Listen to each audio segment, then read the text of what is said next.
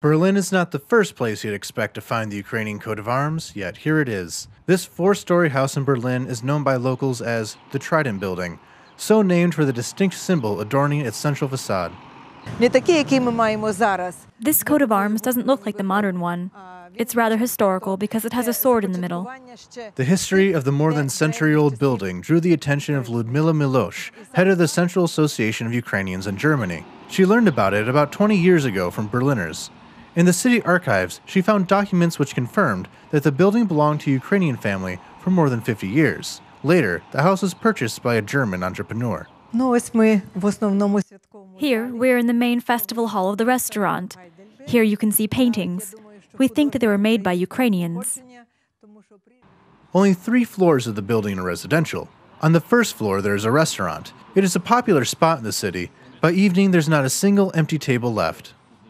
To tell the truth, I did not immediately notice the Ukrainian coat of arms, although I know how it looks. I started watching news about Ukraine since the Orange Revolution.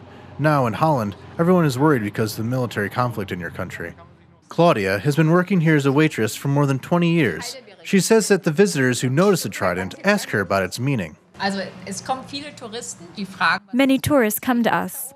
All of them ask what this sign means. I explain that this is the Ukrainian coat of arms, and many Germans are surprised and ask where the Ukrainian symbol came from. We do not know, but we have an old photo of the restaurant. I always show it. The restaurant was on the first floor of this house in the late 1920s, and the coat of arms in the building was already there. The Association of Ukrainians in Germany managed to find out that the coat of arms first appeared on the building in 1923. At that time, the building with the trident was the main meeting place for the Ukrainian community in Berlin. Inside of it were the offices of the Ukrainian People's Republic. Ukrainian literature was also published there.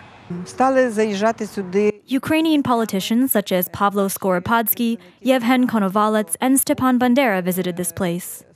More than 130,000 Ukrainians live in Germany, 10% of them in Berlin. But presently, there's no dedicated Ukrainian house to hold events for the diaspora.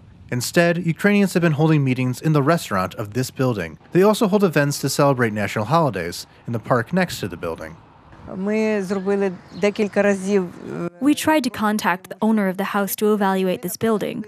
We wanted him to tell us its cost, and we would start collecting money.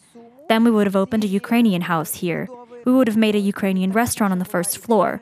On the second and the third, a hotel. On the fourth floor, we would open a radio and television studio. Though not for lack of trying, the Ukrainian Association has been unable to get in touch with the owner of the building. They say that he refuses to contact them.